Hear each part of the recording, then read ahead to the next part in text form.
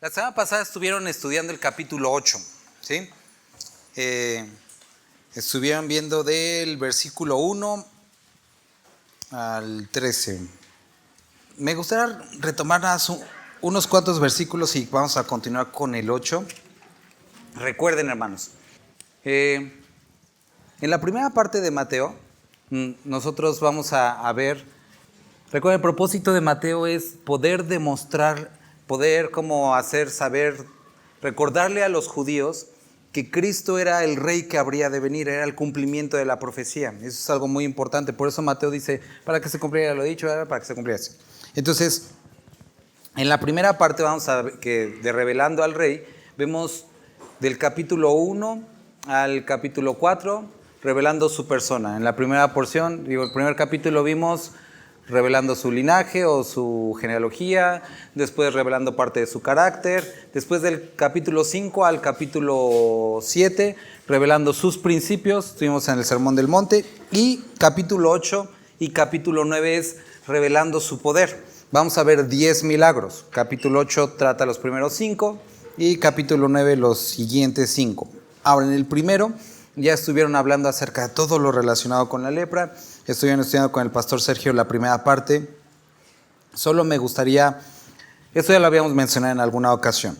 La lepra describe o representa, ¿qué, hermanos? El pecado. Sale. Ahora, también habíamos hablado que desde que se da la ordenanza de cómo o el rito para poder saber si alguien estaba curado de lepra, que se da en Levítico capítulo 13, hasta este punto pasan 500 años. Y no hay ningún escrito o evidencia que dentro del pueblo de Dios alguien se haya sanado de lepra. Nunca.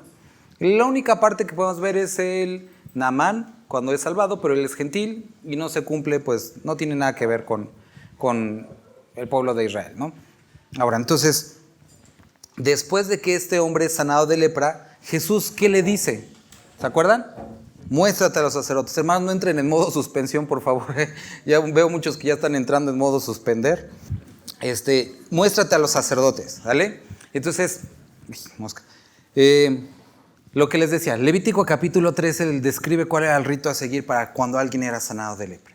Entonces él iba a ser llevado delante de los sacerdotes y como era algo que no se había sucedido anteriormente, pues seguramente los sacerdotes iban a decir, como era costumbre de los fariseos, aléjate de mí, leproso. Los fariseos se enorgullecían de decir y de escribir que cuando ellos veían acercarse a un leproso lo apedreaban para que se diera la vuelta y se alejara.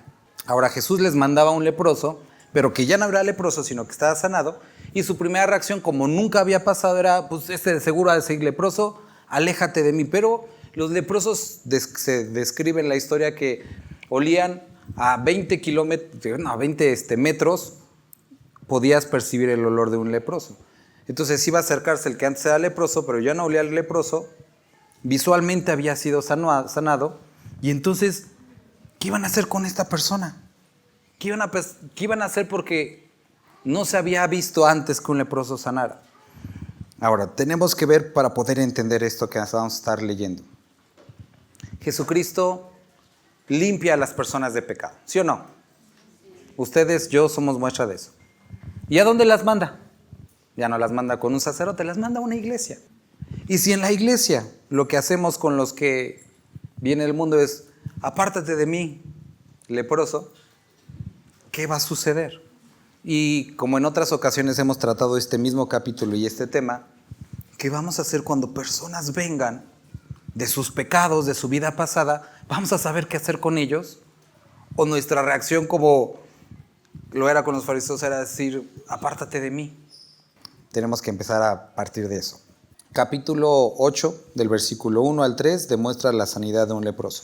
Del versículo 5 al versículo 13, que también ya lo leyeron la semana pasada, es la sanidad del siervo de un hombre gentil, los dos gentiles.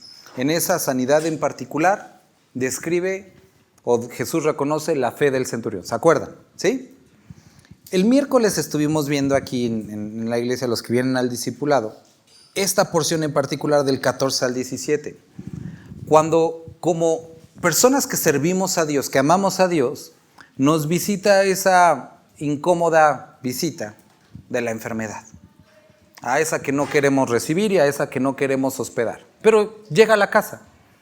Y cuando estuvimos el miércoles, estuvimos hablando de lo siguiente, que la enfermedad, en el caso del creyente, bueno, más bien en general, cumple con algunos propósitos. Número 1, como lo vemos en la primera porción, crear una necesidad y que nos acerquemos a ver a Dios.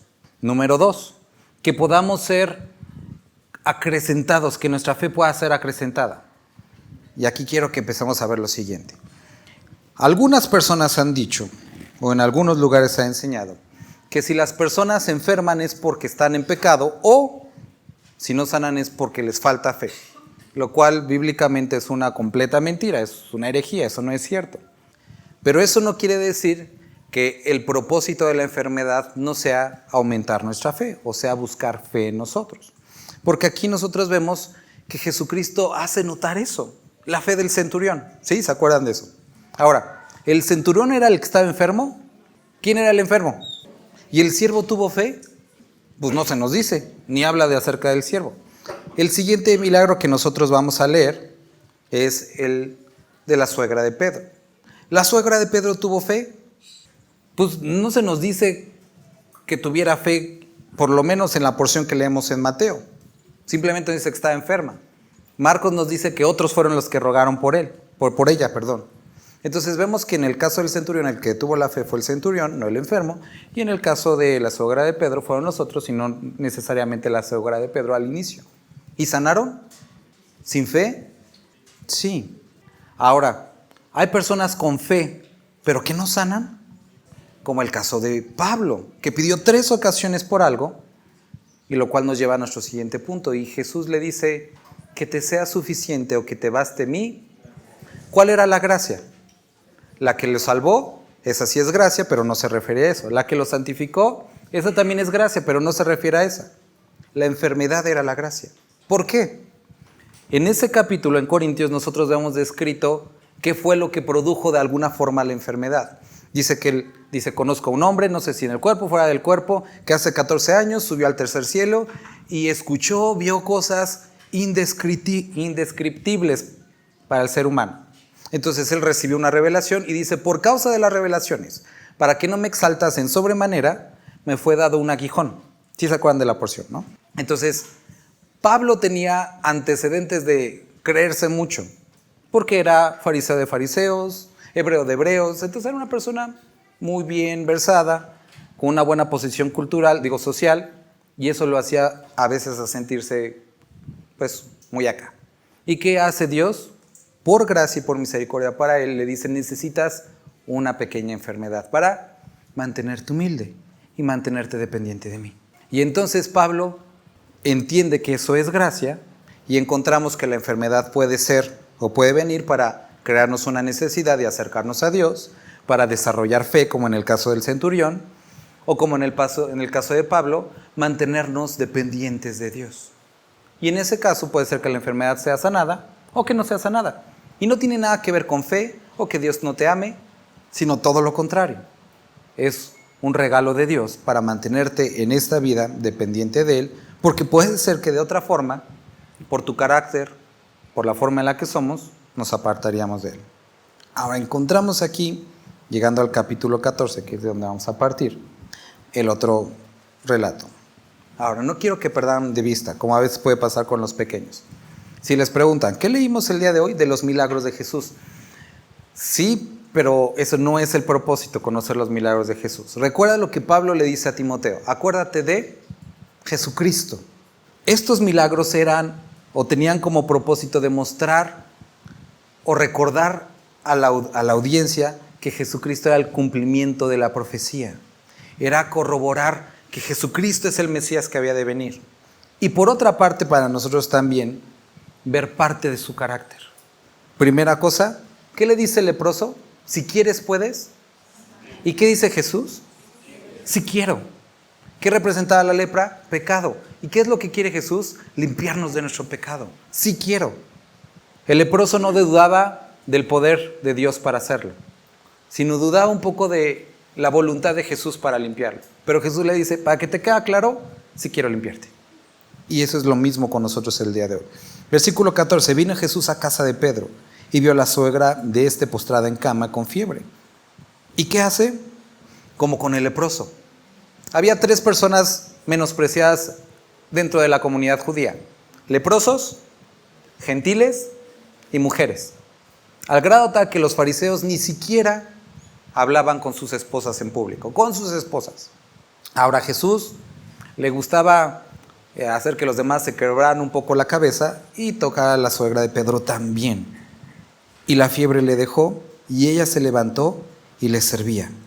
Y cuando llegó la noche, trajeron, a él muchos endemoniados. ¿Qué produjo el favor divino sobre la vida de la suegra de Pedro? Gratitud en forma de servicio. El servicio es una respuesta no a lo que Dios va a hacer, sino lo que ya ha hecho. ¿Alguien les ha dicho que Dios te lo pague? Y la respuesta para eso es no, Él ya me dio, yo soy el que le debo. Entonces, no servimos para que Dios nos dé algo, porque ya estuvimos estudiando en Mateo eso, que no veamos la piedad como fuente de ganancia. Servimos por lo que Él ya hizo. Y nosotros vemos que la respuesta adecuada para el favor divino es el servicio, no para ganar algo, sino como producto de agradecimiento. Entonces, les servía. Ojo, porque esto no es una manda.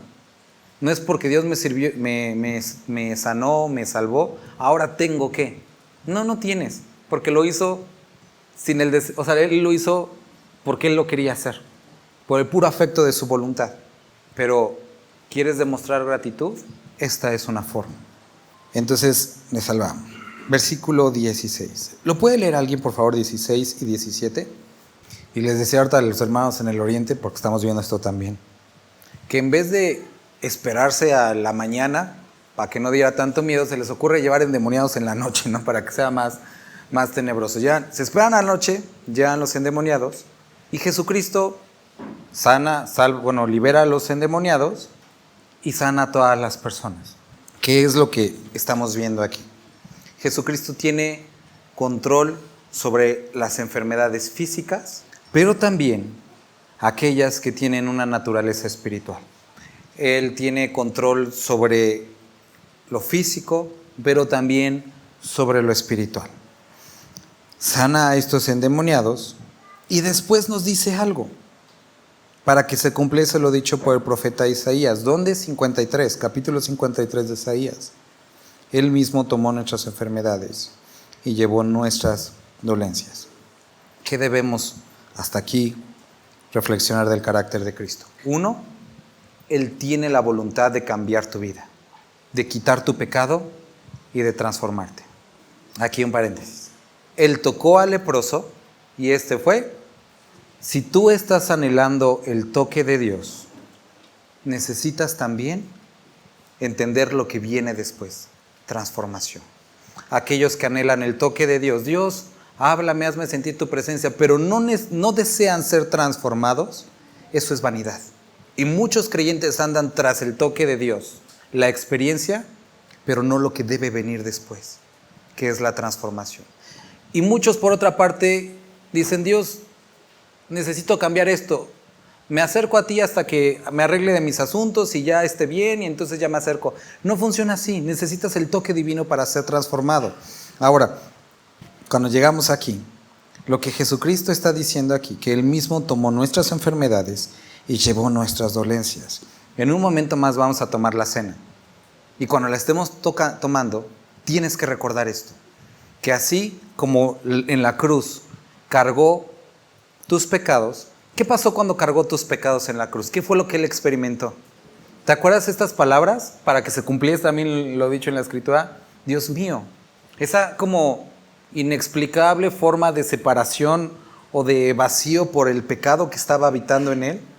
Pero también nos describe lo siguiente, que tus enfermedades fueron en Él en la cruz. Eso quiere decir, hermano, Que ese día cuando tenías ese dolor fuerte de cabeza y dijiste, Dios, por favor, sáname, quítamelo. Ese dolor lo cargó en la cruz. Eso que te dolía, eso en tu cuerpo, lo experimentó en la cruz. Y no nada más el tuyo, sino la suma del dolor de toda la humanidad.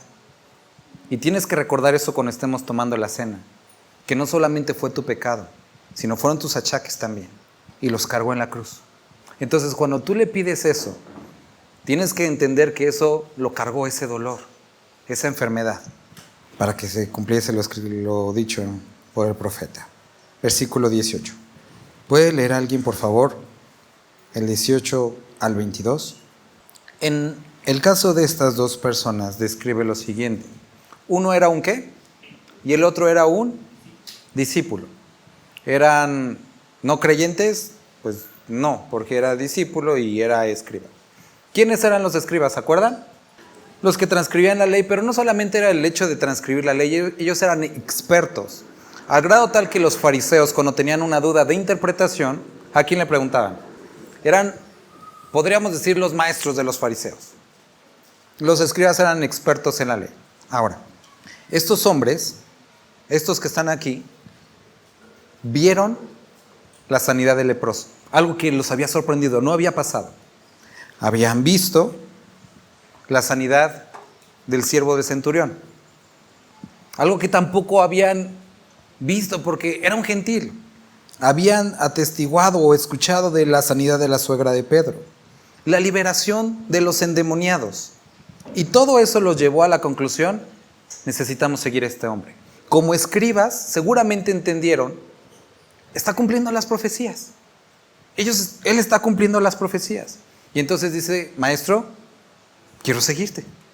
Jesús le describe lo siguiente. Eso está muy bien, pero tienes que considerar lo siguiente. Que yo no tengo ni dónde echarme a dormir. Y vamos a decir, ¿y dónde está ahí el milagro? Es el siguiente. Que a pesar de tener el poder, a pesar de tener la autoridad, tenía algo difícil de conseguir para los seres humanos. Contentamiento. Jesús no está tratando de describir que el ministerio, el evangelio es necesariamente carencia. Pero lo que sí está describiendo es que el seguirlo implica para cada uno de nosotros la necesidad de someternos a la voluntad de Dios en cuanto a la vida que nos permita vivir. Y eso es lo que les está haciendo notar. Todo ese poder, todas estas señales son padres, pero tienes que entender que termina el día y me acuesto en una piedra. Y hay una parte bonita de la vida cristiana, como cuando adoramos y sentimos su presencia, pero puedes lidiar con el resto del día, con lo que Dios te permita vivir. Y es exactamente, es donde está el milagro, que esa presencia de Dios y que ese poder te lleve al día a día. Y quiero que notes que sanó a un leproso, sanó a un gentil, la enfermedad de la suegra de Pedro, sacó demonios, pero Él no va a influir en tu voluntad. Y eso tú lo tienes que decidir. Y le dijo, ¿quieres seguirme? Tienes que decidir y entender que esto implica seguirme. No necesariamente tú vas a también dormir en una piedra, pero si sí, ¿te dormirías en una piedra? Y si tu respuesta es no, ya has tomado una decisión. Llega el siguiente caso, y es un discípulo. Y el discípulo le dice, quiero seguirte.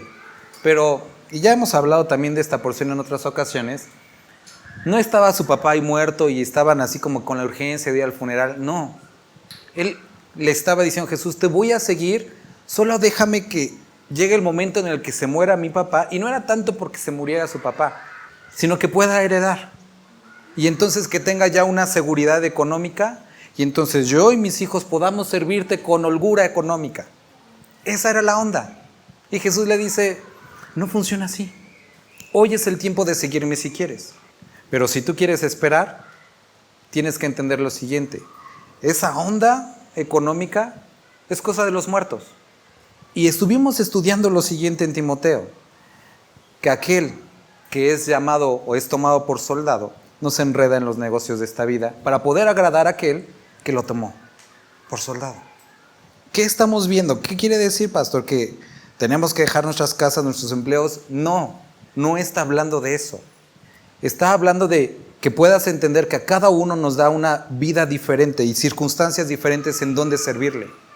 Y sean cuales sean las tuyas, que aprendas a servirlo en esas condiciones. Con dinero, sin dinero, con estrechez, con abundancia.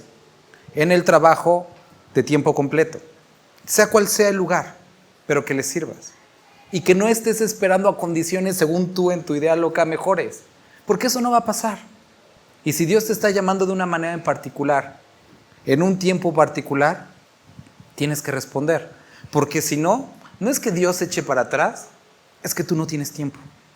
Y puede ser, les decía ya a los jóvenes, que mañana te alcancen las consecuencias de tus actos y ya no puedas. O puede ser que hoy termine tu vida y ya no puedas. O puede ser que mañana tu corazón se endurezca y ya no quieras. Y tienes que pensar si es hoy. Y muchos están en esta condición. Ahora quiero que notes que no eran personas que no sabían. Era un discípulo y un escriba y testigos de los milagros de Dios. Pero estaban vacilando por los negocios de esta vida. Y estaban pensando que tenían el día de mañana comprado. Pero esto no es así. Esto no es así. Y no sabemos, por lo menos hasta aquí, o lo que nos menciona Mateo, qué fue lo que decidieron ellos. Te vas a quedar únicamente con lo que tú decidas. Y al final del día, esta es la decisión que tiene valor. ¿Qué vas a hacer? Porque, hermanos, aquí esta decisión tiene que ver con, ¿viste el poder de Dios? ¿Viste lo que puede hacer? ¿Lo conoces intelectualmente? ¿Y después qué? ¿Qué pasa con eso? Y entonces esto divide en los que tuvieron la expectativa de y los que caminaron. Y hay una gran diferencia entre eso. Y llegamos al versículo 22. Y entra él en la barca. Sus discípulos le siguieron. Y aquí que se levantó en el mar una tempestad tan grande que las olas cubrían la barca, pero Jesucristo dormía. Y ayer me ponía a pensar, ¿cómo es que alguien se puede dormir en eso? O sea, si cuando alguien va manejando feo, digo, si estás ya muy cansado, pues igual si te quedas dormido, ¿no? Pero vas rebotando por todas partes la cabeza. Pero dormirte en una tempestad en el mar, o sea, se mueve demasiado pues no sé, vas como en la banana, ¿no? Saltas. Y hay una de dos. O conoces a quien controla las mareas, o eres quien controla las mareas. Es la única forma de poderte dormir. Y en este caso Jesús era el que controlaba las mareas. Quiero que notemos también lo siguiente.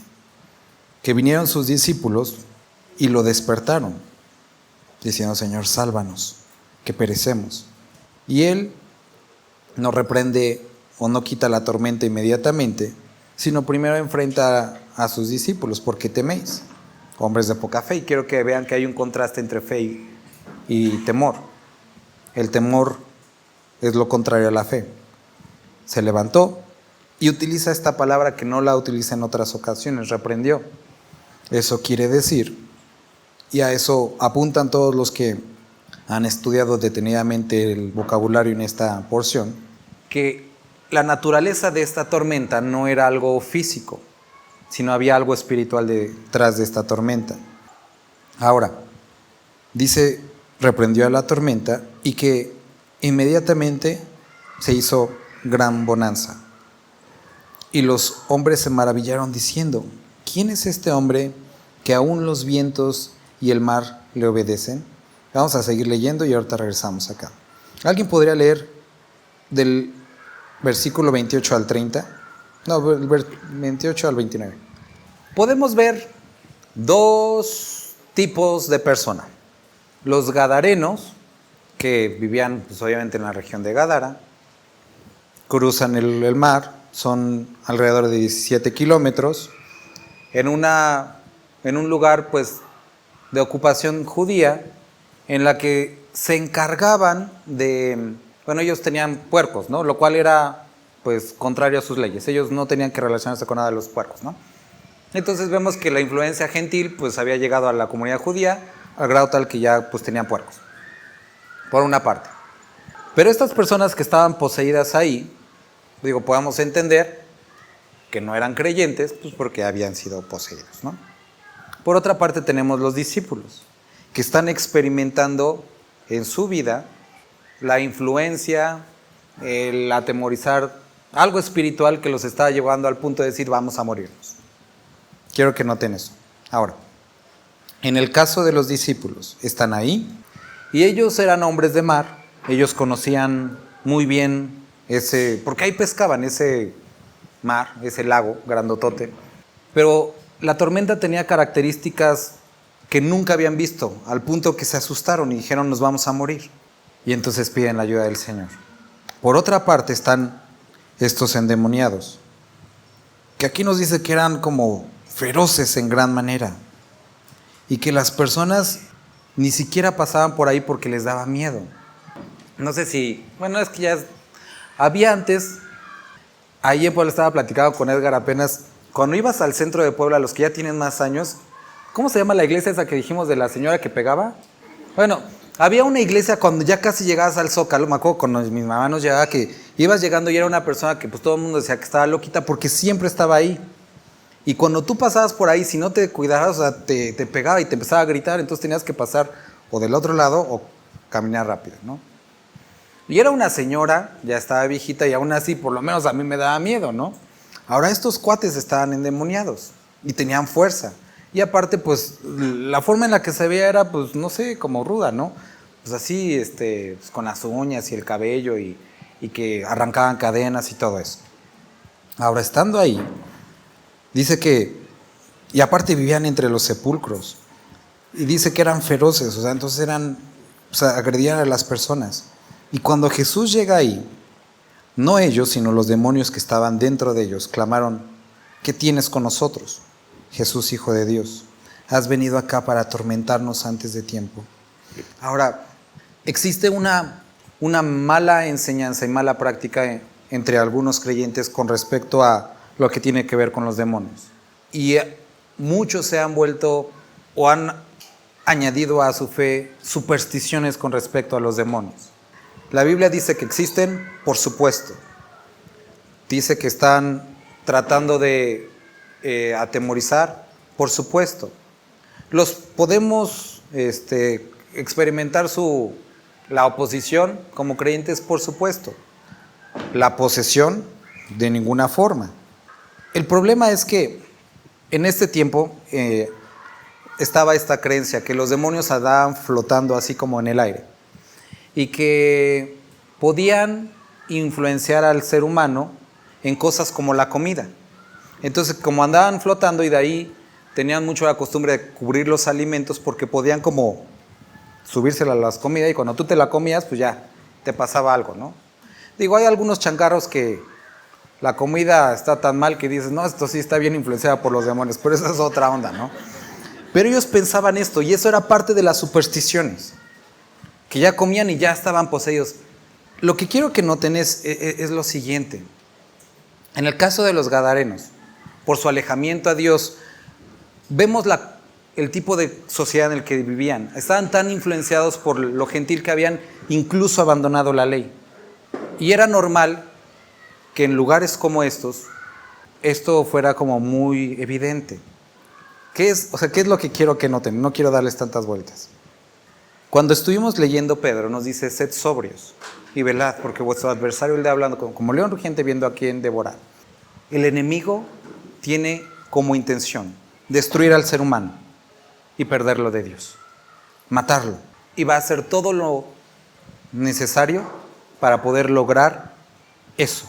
Ahora, los demonios, Satanás, tienen que pedirle autorización a Dios. No pueden hacer nada, por una parte. En el caso de los creyentes, no pueden tocarnos, pero ¿qué es lo que hacen? Aprovechan, así como los que no son creyentes, esos estados de vulnerabilidad.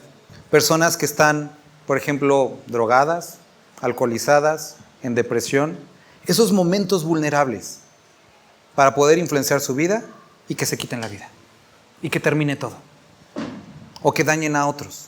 Y en el caso de los creyentes, En esos momentos que estamos alejados de Dios, que estamos vulnerables emocionalmente, traen ideas a nuestra mente. ¿Para qué? Saben que si nosotros morimos, vamos a la presencia de Dios. Y esa no es tanto la tirada, sino que a través de nuestro mal testimonio podamos afectar a otros. Y muchos sean desanimados. Entonces, quiero que notes esto, hermano. La influencia del enemigo, por lo menos lo que se puede ver en la tempestad, llevó a los discípulos a pensar que se iban a morir. Pero no se iban a morir porque Jesús estaba con ellos. Pero ¿cómo se hubiera tomado por las personas que estaban alrededor? Los que andaban sanando se ahogaron. ¿Y cómo es tomado por las personas que no conocen a Dios? Esos que predicaron se ahogaron en sus problemas. Tenemos que entender que Cristo está con nosotros y que el enemigo va a tratar de utilizar esas circunstancias para atemorizarnos y no hacernos entender quién está con nosotros. Y tenemos que echar mano por eso Pablo le dice a Timoteo, echa mano de la vida eterna. Ellos tenían que voltear a ver, él quería sanar al leproso, él pudo sanar al hijo del centurión y sacar a los demonios. Y Él está con nosotros. Y eso es lo que nosotros tenemos que recordar el día de hoy. No en todos los casos Dios sana, pero en todos los casos su voluntad es cumplida. Y sabemos que su voluntad es agradable y es perfecta. Y si nosotros estamos en esa voluntad, no tenemos que preocuparnos, como le decía este escriba, no tengo dónde poner mi cabeza, pero vas a estar conmigo. Y eso es lo que debemos que entender cuando estamos leyendo este capítulo. A pesar de la incomodidad, de las dificultades que nos presente la vida que nos tocó vivir, Él está con nosotros. Y a pesar de que no puedas enredarte con los negocios de esta vida, y como en el caso de este hombre, le estaba esperando la heredad, tienes una herencia mucho más grande en Cristo Jesús, inmarcesible, incorruptible, en los cielos. Estos demonios clamaron, diciendo, ¿qué tienes con nosotros, Jesús, Hijo de Dios? ¿Has venido acá para atormentarnos antes de tiempo? Y estas palabras nos recuerdan algo que los demonios sí sabían, que a veces nosotros olvidamos un poco. Primero, existe Dios. No hay demonios ateos. Ellos son demasiado listos para volverse ateos. Siguiente cosa, reconocían la divinidad de Cristo Jesús. ¿Qué tienes con nosotros, Jesús, Hijo de Dios? Reconocían la divinidad. Tercera cosa, sabían y reconocían la existencia de un juicio venidero. ¿Ya has venido a atormentarnos? Y siguiente cosa, ellos, a diferencia a veces a lo mejor de algunos creyentes, reconocían la importancia y la eficacia de la oración. Y le dicen, Jesús, por favor, déjanos irnos allá. Y ellos sabían esta importancia de hablar con quien tiene la autoridad. Y nosotros que somos sus hijos y que nos ha dicho textualmente, pedid, oren, no lo hacemos. Y ellos sí saben que tienen que hablar, ellos saben que tienen que pedir autorización y a nosotros se nos olvida y despreciamos y menospreciamos el poder de la oración. Entonces piden ser enviados a hato de cerdos y los demonios le rogaron diciendo, si nos echas fuera, permítenos ir a aquel hato de cerdos. Y quiero que notes que ellos no conocían ni siquiera, nos va a echar fuera, no, pero si nos echas, ellos estaban abiertos a lo que tú, hágase tu voluntad. Se escucha raro, pero ellos sabían que tenían que someterse al único que tiene autoridad. Si nos sacas, si nos dejas, pues yo creo que sí nos vas a sacar, pero si nos sacas, déjanos ir allá. Y entonces Jesucristo les dice, ok, y ellos salieron y se fueron a aquel hato de cerdos. Y he aquí, todo el hato de cerdos se precipitó en el mar por un despeñadero y perecieron en las aguas. Y aquí de esto hay tantas explicaciones, unas más bonitas que otras, unas más completas que otras, pero aquí están algunas. Y muchos hablan de, Spurgeon decía, esto es lo que, Spurgeon no se caracterizaba por tener tanto tacto, pero él decía, esto es lo que Satanás le hace a sus cerdos, despeñarlos. Muchos hablan también que la naturaleza resiste y se incomoda con la presencia satánica.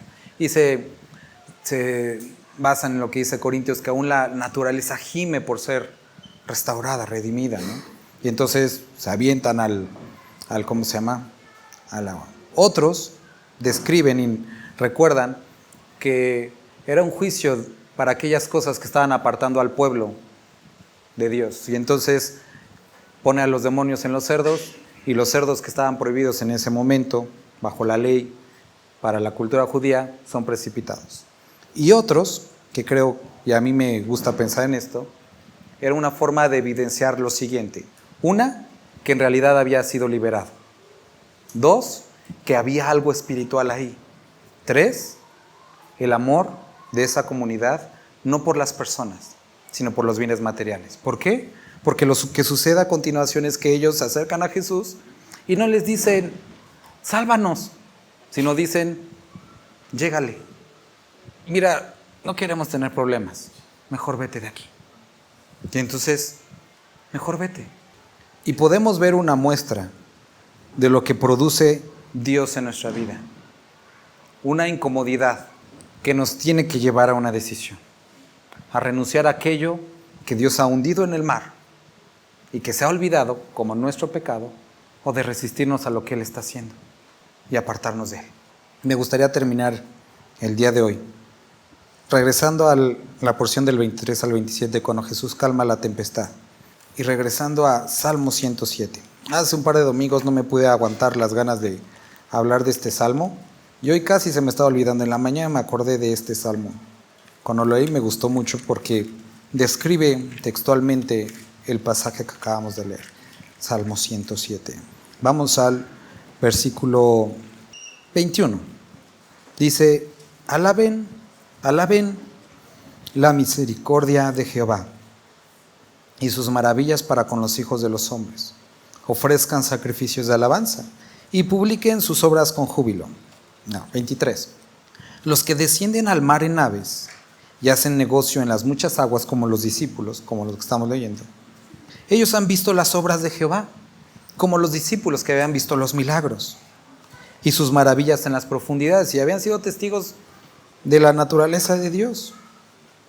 Porque habló e hizo levantar un viento tempestuoso que encrespa sus ondas, como los discípulos lo vieron. Suben a los cielos, descienden a los abismos, y describe ese subir y bajar de las olas. Sus almas se derriten con el mal, tiemblan y titubean como ebrios. Y todo su conocimiento, su ciencia, es inútil. Todo su conocimiento del controlar un barco, de las olas, de las mareas, no sirvió. ¿Por qué? Porque estaban en algo que no conocían. ¿Y qué es lo que pasa? Así como los discípulos, entonces claman a Jehová en su angustia y los libra de sus aflicciones, como a los discípulos. Cambia la tempestad en sosiego y se apaciguan sus ondas. Y luego se alegran porque se apaciguaron. Y así los guía al puerto que deseaban. ¿Qué es lo que pasa aquí?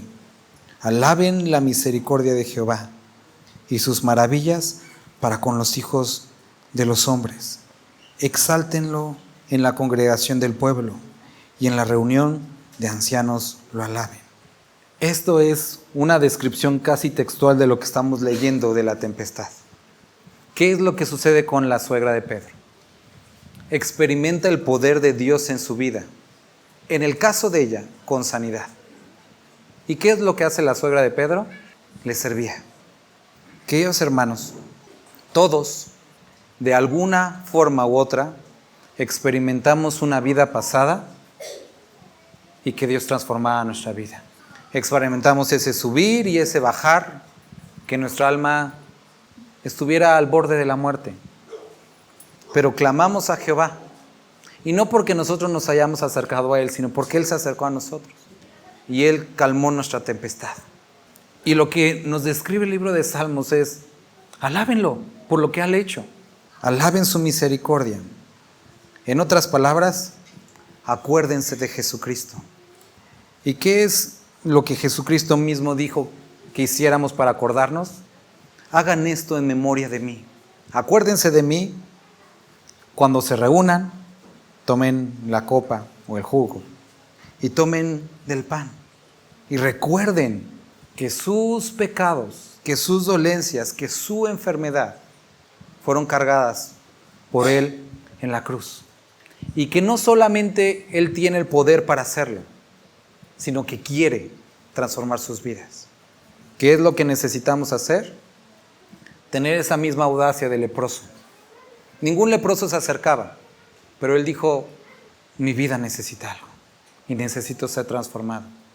Y él fue en contra de todo lo que cualquier otra persona le pudo haber dicho y se acercó y se enfrentó con un Dios que dijo, no solamente puedo, sino quiero. Y el día de hoy tenemos a ese mismo Dios, que no solamente puede, sino quiere transformar nuestras vidas. Queridos hermanos, en Él fue cargado nuestros pecados. Vamos a orar y vamos a ponernos a cuentas con Dios, porque eso también nos dice la Escritura, que pongamos a cuentas, que nos arrepintamos y que consideremos lo que le costó a Él nuestra salvación. Vamos a orar. Padre, estamos delante de ti, recordando el maravilloso sacrificio que hiciste por nosotros, la voluntad, el deseo de salvarnos. Gracias por tu amor y tu misericordia. Queremos rogarte que transformes nuestras vidas, Dios. Queremos expresarte nuestro arrepentimiento y reconocimiento de que hemos fallado y que te necesitamos. Padre, gracias por lo que hiciste en la cruz por nosotros. Bendito eres, Dios. Amén.